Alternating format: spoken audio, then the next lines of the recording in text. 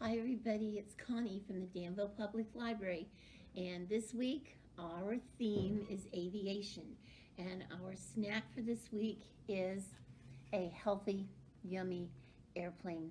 And what you need to make this snack is celery, some grapes, some graham crackers, and some peanut butter.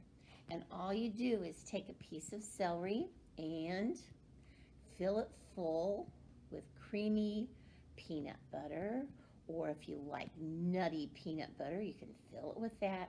Fill it all the way up, just like that.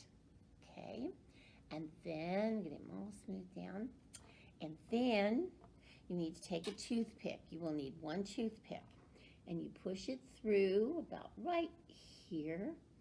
Be careful, he's a little bit sharp. And then you'll need two grapes, one for this wheel and one for this wheel. Okay, there he is, but something's missing. Oh, his wings. Well, here's your wings. It is a graham cracker, and you just put it on top just like this, and there you have your airplane. And you can make this at home, and you may want to make up one of your own with different kinds of things that you have at home. And I hope you enjoyed this. We miss you. Hope to see you soon. Have fun and make an airplane and chow down. Bye now.